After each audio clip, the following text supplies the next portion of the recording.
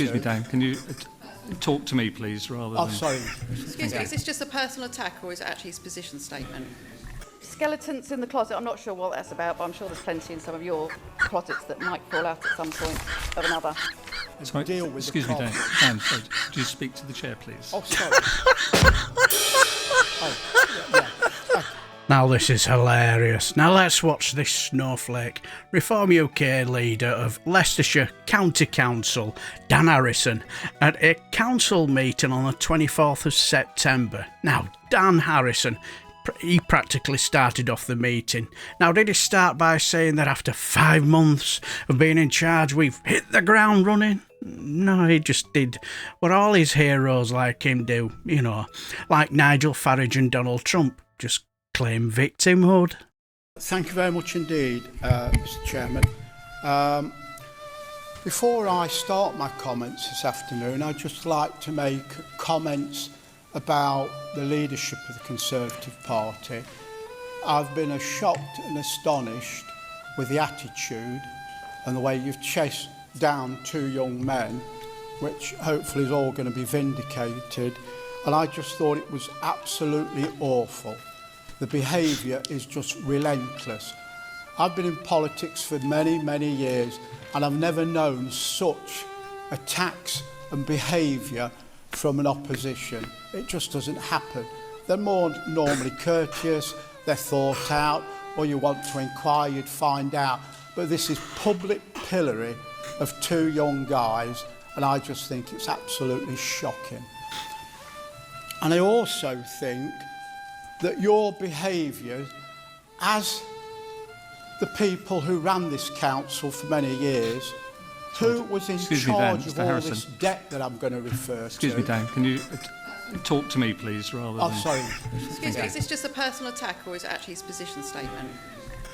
Now, you'll find out this, as far as I know, this is the Tory leader of Leicestershire County Council, Councillor Deborah Taylor. But we'll get to her later on. Oh, this is priceless. Yeah, thank you.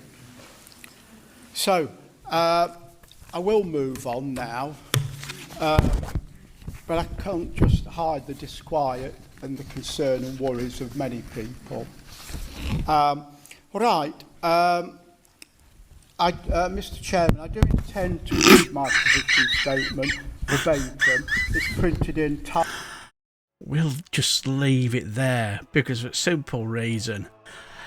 All he did was just waffle on about how well we've done since the people of Leicestershire had voted for change and how much of the last administration had made an absolute pig's ear of what had been going on, had made terrible, terrible decisions. It had done a horrendously bad job, and he spent most, like I said, scraping his written speech on top of the mic. But also, there was a slight flaw in what he said. Take it away, Deborah Taylor. Thank you. Just a couple of points to address before I actually go into the position statement.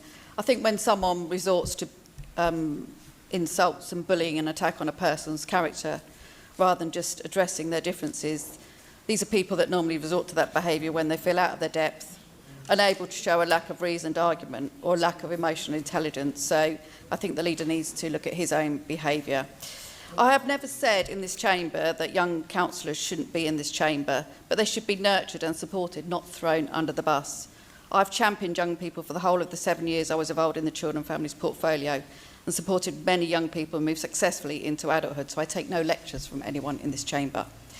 Mr Crook advised that they've already saved £3 million worth of savings. I haven't seen any of that evidence, so I'd be interested if the leader could explain that to me. And are those savings showing in the budget? Because the budget is currently £8.1 million overspent so far since May, or would it have been £11 million overspent if they hadn't made those savings? So I'll be interested in where those £3 million savings have been made. So on to the position statement, or would I rather call it a rant. I think the first sentence, the financial challenge that local government faces, is well documented, has been going on for several years. It's not just Leicestershire, this is across all county councillors that are experiencing extreme demand on their services, mainly social care for adults and children. So it leaves us very little else to juggle with.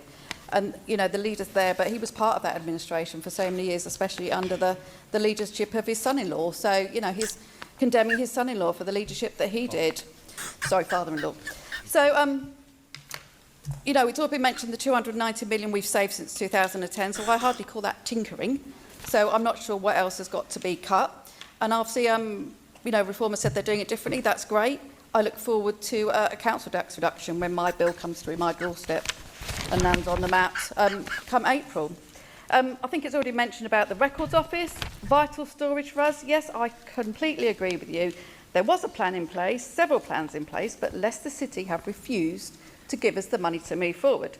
And you're well aware of that, or you should be. So to put in there that there was no plan is just a total lie. Bow Manor left adrift, you could say that. I would call it that we were looking at different options because it's really important to the people of Leicestershire. You haven't saved it yet. You've gone out for consultation. I don't know what your plans are going forward, but let's see what happens there. So I'll be interested to see how you do that. Yeah, the CQC judgment on adult social care was really disappointed. I was really disappointed with it, and I'm not going to stand here and defend it. But I know the team are working really hard now to bring that back, and it was just the waiting list. If you actually read the report, it reads like a good rating, not a requires improvement. The only reason it was requires improvement because of the waiting list, which is down to resources, which we haven't got enough staff here to deal with what we need to. Skeletons in the closet, I'm not sure what that's about, but I'm sure there's plenty in some of your closets that might fall out at some point of another. Notable achievements. So the new flag fine policy took 2 cabinet meetings because you called an emergency cabinet meeting, then got called in by the group leaders. The indicative cost of those 2 cabinet meetings and the scrutiny commission meeting was 6k. So you've actually cost taxpayers 6k by doing your flag fine policy just to fly a Union Jack in this quadrant that, like James has said, no one else can actually see. Your report from the Employment Committee, I actually subbed on that committee, which was very interesting, and I think I will take more of a notice of that Employment Committee, and I advise the leaders to do the same. So you're going out to consult with staff about making sure that they're back in the office 50% of the time. So I look forward to that consultation with staff about how they feel about and whether we lose really good members of staff because, you know, due to family or their personal reasons, they're not able to come to the office for 50% of the time. The £2 million that you moved, so it wasn't saved, it was moved from one budget line to another, is not new manual savings, it's just moved to a different budget line. So I don't really think you can declaim that. And then on to all the claims that you make about adult social care, the £1 million of savings, that's the targeted operating model that we did as the Conservatives in the previous administration. The highways team, the 540 was energy savings that was through the 18-month trials that we did as the Conservatives under Aussie, so you didn't do that. The Children and Family Services that you saved over £800,000 was brought in by me, not you, us and the Conservative Party. And it's, you know, you've said about Cabinet, you've saved 25k. Well, that's brilliant, but you're not actually doing the work that you need to do, is the problem. Members are not turning up to meetings. You took me off the Loughborough Town deal, where I was a good representative for this county council, and the person you put on there didn't turn up at the meeting. There's a fire authority meeting that your members didn't turn up, so you might well have saved money, but they're not representing our residents. And as for the Melton Mowbray distributor, I mean, that is just unbelievable that you think you can claim that. Absolutely unbelievable. We did that as we did the A511. So you can carry on, but it's all there in the public domain. All the cabinet meetings, all the meetings that took place. The Conservative administration did that. You didn't. Local government rates, and I say till I'm blue in the face to you and you don't take any notice. We are still waiting. We should be out for public consultation. We should have been out months ago. But you haven't done anything apart from telling me it's all in hand. I'll be able to share with you soon. We're having meetings. You're not doing anything. And we're running out of time. This needs to be submitted in November. And the public of Leicestershire have not had their say because you are delaying and drifting, and you need to sort this out. And I'll just finally end with the staff network representatives, that you finally had the meeting that we asked for 4 months ago. It took you 4 months to meet with the staff groups. That's ridiculous. But I'm glad you've met with them, and I hope you'll continue having a good relation, because without our staff, this council is nothing. So yes, apparently all those triumphs that he tried to claim as hitting the ground running were already in operation before Reform UK swept to power 5 months ago. Also, while he was trying to condemn the things that went badly, he has been part of the process and probably most likely voted for them when he was in the Conservative Party. So he was basically shitting all over his son-in-law or father-in-law. What does it matter? Nothing really. But anyway, after this hysterical roasting, did our Dan Harrison tear her limb from limb? Go get a tiger! Thank you, Ms Taylor. Mr Harrison, would you like to add a few things? Be delighted. What misinformation? I agreed after that meeting with the staff.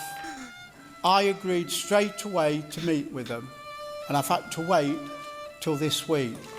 Not me. I was happy to do so. So let's get that point right. I think the problem with your group and your perception, you've done things, but not enough. You haven't done anything really to grab it and Sorry, deal with excuse the me, problem. Dan. Sorry. Do you speak to the chair, please? Oh, sorry.